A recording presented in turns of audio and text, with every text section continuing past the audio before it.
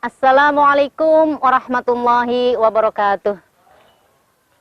Pemirsa TV 9 yang saya hormati, yang selalu dirahmati oleh Allah Subhanahu wa taala. Alhamdulillahirabbil alamin. Allahumma shalli ala sayyidina Muhammad. Rabbi shrah li sadri wa yassir li amri wahlul 'uqdatam min lisani yafqahu qawli. Amma ba'd. Alhamdulillahirabbil alamin. Pagi ini kita kembali lagi ketemu dengan Bu Im dalam pembahasan tentang lanjutan ya dari tema kemarin. Kalau kemarin apa itu ekonomi syariah, sekarang kenapa harus memakai ekonomi syariah? Kenapa harus memakai ekonomi syariah? Ya, jadi wacana, diskursus ya, pembahasan tentang ekonomi syariah di Indonesia sudah mulai sejak tahun 1970 sebenarnya. Tetapi kemudian menguat awal tahun 1990 ketika berdirinya Bank Syariah di Indonesia. Nah, sejak itulah kemudian menguat. Kenapa kemudian Bank Syariah harus berdiri di Indonesia? Ini karena itu tadi wacananya sudah mengemuka sejak tahun 90, kemudian ketemu akhir dari kepemimpinannya Pak Soeharto, kemudian dapat legalitas berdirinya Bank Syariah. Kenapa bisa seperti itu ya?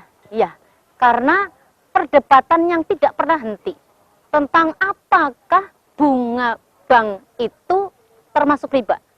Itu tidak pernah berhenti. Perdebatannya di mana sih sebenarnya?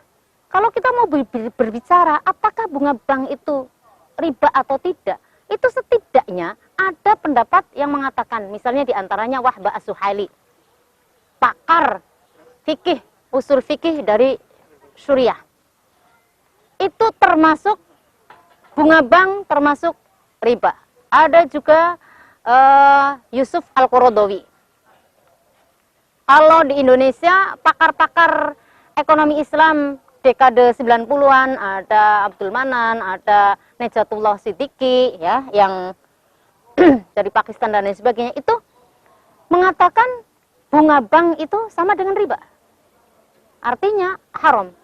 Tetapi ada yang sebaliknya. Misalnya Rashid Ridho, ya, mufasir dari Mesir, mengatakan bunga bank itu bukan riba, tidak sama dengan riba. Begitu juga di Indonesia pakarnya ada Pak Quraish Shihab, mufasir. Itu mengatakan juga bunga bank bukan riba. Tapi ada juga tokoh dari Sumatera Barat itu mengatakan termasuk riba fadl yang bisa dibolehkan karena darurat. Tetapi perdebatan ini tidak pernah selesai. Oleh karena itu, maka ambil kaidah usul fiqh al-khuruju minal khilafi mustahabun. Keluar dari perbedaan ini, cari solusi dari perbedaan yang tidak pernah selesai ini, itu lebih disukai, lebih disunahkan. Maka berdirilah atau didirikanlah didirikanlah Bank Syariah. Ceritanya seperti itu, ya. Kenapa harus ada ekonomi syariah, kenapa harus ada perbankan syariah di Indonesia. Ceritanya seperti itu. Nah, jadi kalau kita merujuk tentang perdebatan apakah bunga bank itu riba atau tidak, itu sebenarnya sudah selesai. Sudah selesai, karena apa? Sudah ada solusi berdirinya bank syariah. Tinggal bank syariah yang ada, ayo dong.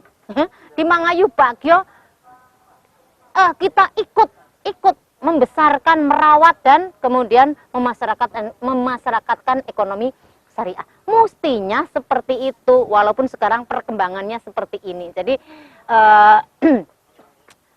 semoga ya wacana ekonomi syariah itu, semoga umat Islam itu dalam bersyariah udhulu fisilmi kafah itu semoga benar-benar deh. Jadi kan ada guyonan, orang Islam itu kalau urusan ibadah Beda caranya, niat saja udah ribut.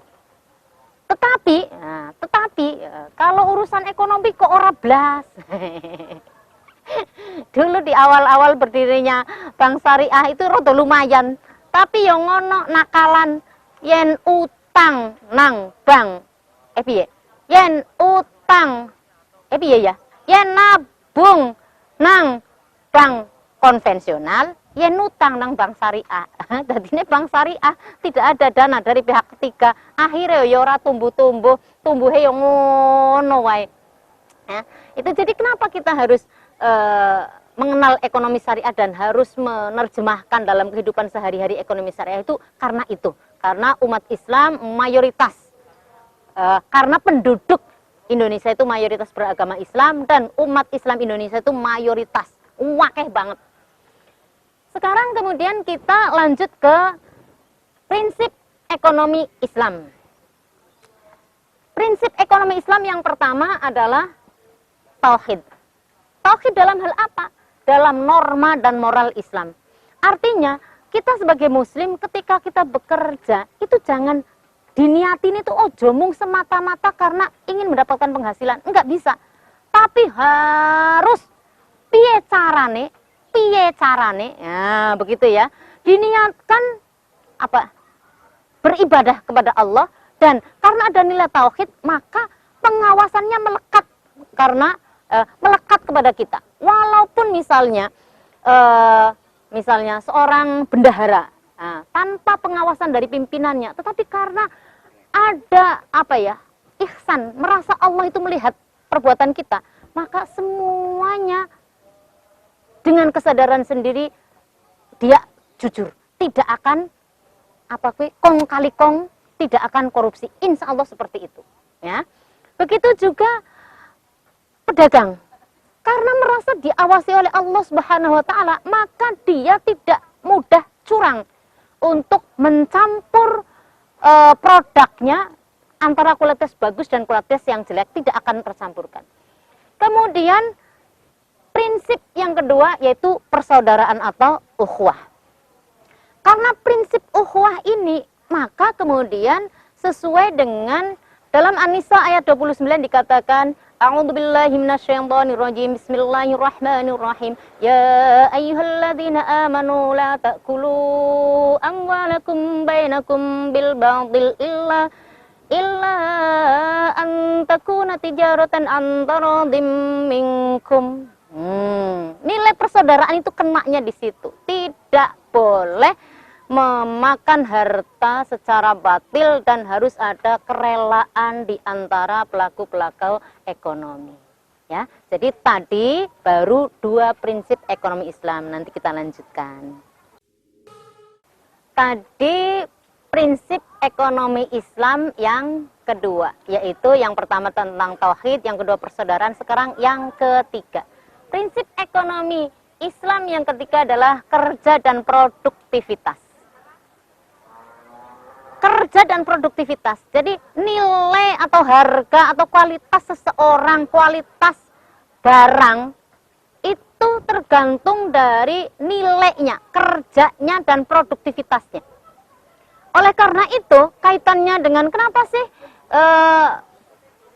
riba itu diharamkan? Karena tidak ada kerja di situ. Ya, jenengan yang punya anak lagi di luar kota, lagi kuliah, ora usah repot-repot kalau yang punya uang, tinggal depositokan uangnya 500 juta. Setiap bulan bunganya itu kemudian bisa untuk gantine wes lanake. Ora kerja jenengan tengok-tengok. Cenake. Makanya nggak boleh, karena apa? Uang itu bukan komoditas perdagangan. Uang itu hanya alat tukar. Karena nggak ada kerja, makanya nggak boleh. Kemudian produktivitas. Ayyul kasbi atyab, katanya. Pekerjaan apa yang paling utama? Ya. Adalah rajulu biyadih, amal rajulu biyadih. Jawabnya Rasul. Kerja yang terbagus adalah apa ya? Kerja dari seseorang dengan tangannya sendiri. Berarti harus ada produktivitas di situ. Kita itu nggak boleh meneng-meneng meneng-meneng. Ya, menyia-nyiakan waktu tapi harus kerja. Pengen sesuatu kok mau dipikir pengen, dah lebih dang kerja. Kemudian yang prinsip yang keempat yaitu distribusi pendapatan dan kekayaan yang merata. Jadi distribusi pendapatan dan kekayaan yang merata. Ini kalau tadi kita bicara karakteristik ekonomi Islam, di mana di situ kemudian ada hak dan kewajiban, kemudian dikenal ya atau diakuinya kepemilikan pribadi dan kepemilikan masyarakat. Ini di sini ketemu distribusi pendapatan dan kekayaan itu merata, karena kembali lagi bagaimanapun kekayaan kita, apapun profesi kita, maka semua yang ada diri saya, misalnya saya saja contohnya, ada kontribusi orang lain. Oleh karena itu kemudian di ekonomi Islam, di Islam itu ada zakat, infak, sedekah. Kemudian ada zakat fitrah, ada zakat mal, ada apa ya? Ganjaran pahala untuk derma atau sedekah luar biasa, sangat dianjurkan. Al yadul ulya khairum minayatis sufla. Pemberi ya, kreditor itu lebih bagus dari debitor. Ya, kalau bahasa ekonominya begitu. Pemberi lebih utama daripada yang meminta-minta.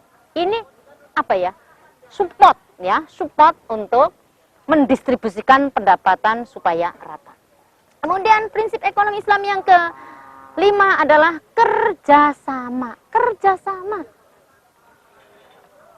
sudah dicontohkan dalam hal ibadah aja.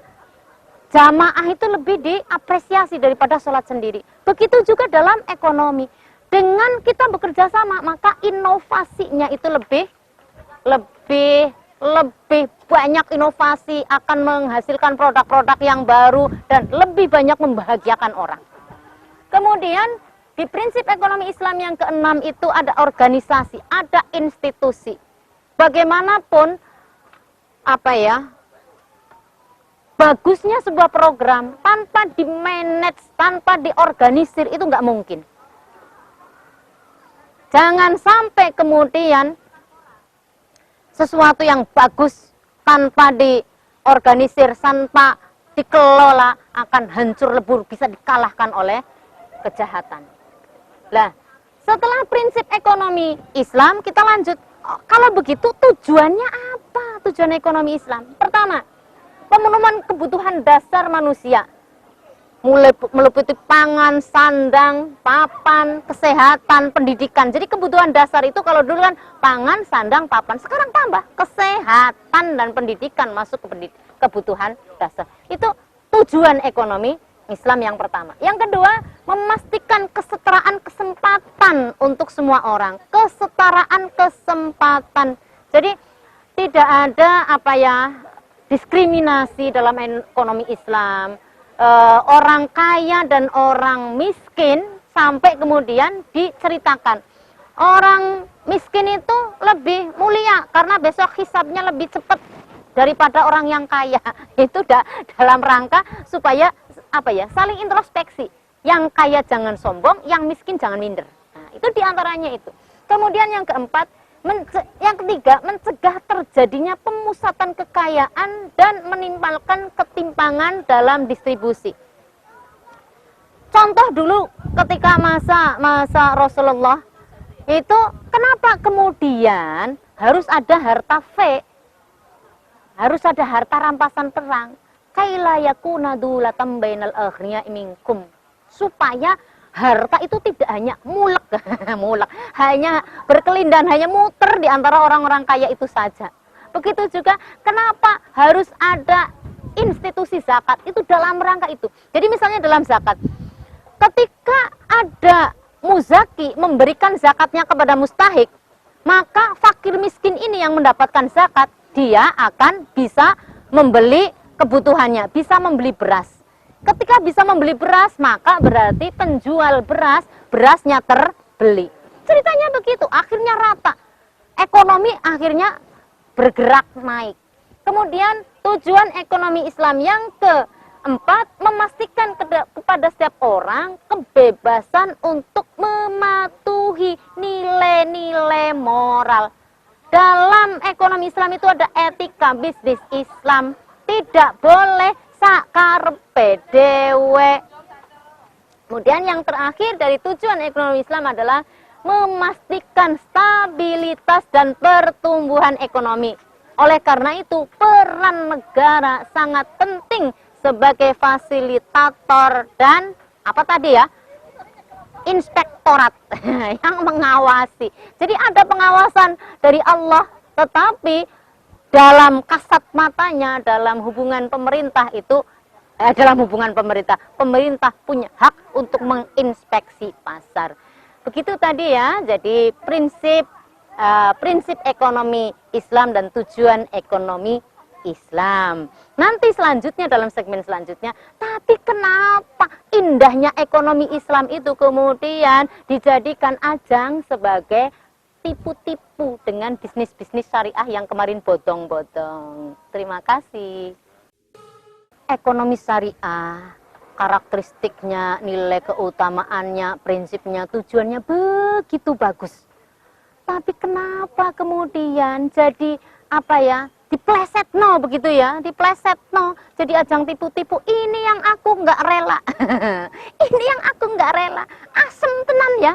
Aku sing jadi dosen hukum ekonomi syariah rasanya nggak terima. Banyak sekali itu. Jadi ada kemarin itu apa, travel umroh, ada bisnis properti, kampung kurma lah, apalah dan lain sebagainya. Nah itu membuat kita penasaran, ngapa? Kenapa bisa seperti itu? Nah, gitu ya. Jadi dalam apa ini, manajemen pemasaran gitu ya. Penduduk muslim di Indonesia yang begitu besar ini itu ladang yang empuk bagi para manajer perusahaan, manajer pemasaran. Kenapa bisa seperti itu? Iya. Jadi asal mainkan emosinya. Ya, promosinya gampang banget. Asal pakai apa Mas? Sorban, pakai jilbab, kemudian berjenggot. Itu pasti syariah. Tinggal mainkan itu aja. Beres gampang. Kalau kemudian itu nggak bisa, tinggal intimidasi. Larangan riba, haramnya riba, ancaman riba. Riba tuku motor. Riba tuku motor, bunga tuku motor. Itu ancamannya piro jare 250 tahun. Misalnya seperti itu. Atau masuk neraka. Wah, wis keder kalau kayak begitu. Jadi kenapa sih ya gampang tertipu? Karena pertama, tergiur janji, hasil yang tinggi. Jadi kalau kamu menginvestasikan danamu 10 juta, nanti bulan pertama saja langsung bunganya 1 juta. Berarti 10% ya Mas, 10%. Nah, itu kayak gitu. Kemudian returnnya cepat, bagi hasilnya cepat. Sekarang investasi, bulan besok sudah keluar. Wah, siapa sih ora pengen. Kemudian tanpa resiko. Lah, janji-janji itu luar biasa. Kemudian yang kedua, kenapa gampang tertipu? Ada testimoni. Lah ini, testimoni dari pemuka masyarakat, public figure, selebgram, selebritis. Akhirnya misalnya, saya mau menawarkan produk kecantikan. Beautiful. Ya, saya tinggal ngendos artis selebgram yang followernya ngantai jutaan itu. Makanya ini bagi tokoh agama, tokoh masyarakat, selebgram, ini hati-hati nih. Panjenengan kalau diminta ngendos, itu harus hati-hati. Kudu tahu betul produk ini, kehalalannya, kelegalannya, supaya apa? Tidak menjerumuskan pecinta panjenengan, ya. Kemudian gampang tertipu karena apa? Itu tadi, cicilan rendah, kemudian tidak ribet dalam hal administrasi. Nah, itu. Jadi langsung set. Lah, tipsnya supaya tidak tertipu apa? Nah, tipsnya supaya tidak tertipu apa? Pertama adalah waspada. Jika mendapatkan tawaran keuntungan yang luar biasa tidak wajar itu harus waspada. Mosok bisa begitu? Orang mungkin, ya. Jadi kalau misalnya ada penggandaan uang, kalau ada penggandaan uang kan yuk gampang toh logikanya. Nah kalau dia bisa menggandakan uang, kenapa tidak untuk dianya sendiri? Kenapa harus nipu orang? Ya gitu. Yang kedua, cek legalitasnya. Cek legalitasnya. Tenanan po orang. Jadi kalau badan-badan atau lembaga-lembaga investasi cek ke OJK. Teleponnya gampang kok, tinggal WA 081 157 157 157. Jadi 081 157-nya 3 kali. Panjenengan kok pengen utang online, utang online yang membawa korban banyak banget. Itu juga cek ke OJK. Tinggal WA 081 157 157 157. Cek legalitasnya. Apakah benar? Gitu ya. Kemudian tips berikutnya adalah teliti bentuk dan caranya. Bentuk dan caranya. Kalau itu misalnya bisnisnya properti perumahan, cek lokasinya bener po ora. Ya, ojo mung edok-edok. Kemudian selanjutnya tipsnya adalah proses transaksinya itu harus jelas. Jangan mau panjenengan transfer ke rekening atau titipkan dana panjenengan ke orang kalau nggak jelas, jangan. Kemudian selanjutnya adalah perhatikan track record. Lah boro-boro. Wong panjenengan itu kalau tadi ya sudah tergiur dengan tawaran yang sudah begitu banyak. Boro-boro ngecek kayak gitu. Wis langsung keder, langsung. Bila perlu langsung transfer. Apalagi transfer sekarang itu gampang banget kayak gitu. Ora usah dadak ribut goleki bank atau ATM. Lah itu yang gampang sekali emosi kita tertipu untuk itu. Kemudian selanjutnya waspada. Waspada, jangan sampai tanda tangan kontrak sebelum panjenengan memastikan betul. Oleh karena itu, misalnya ada tawaran-tawaran seperti itu, hati-hati. Ojo langsung diterompo.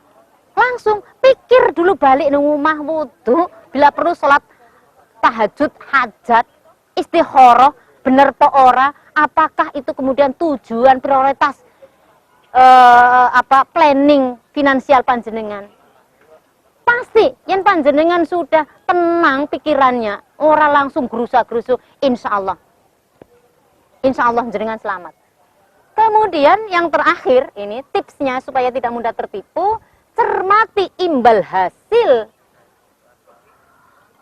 dari misalnya investasi syariah. Lihat, ya titik-titik melek lah ya, melek kita itu, titik-titik lihat bagaimana pergerakan saham, cari itu dia itu tadi sudah terbuka atau tidak dan lain sebagainya. Kalau itu semua sudah ketemu, maka insya Allah tidak. Oleh karena itu, ya kemarin itu ada misalnya saya sebut, wong itu sudah dipublikasikan berarti bukan nggak rahasia. Abu Tur, kerugiannya sampai 1,8 triliun, Allahu Rabbi. Ya.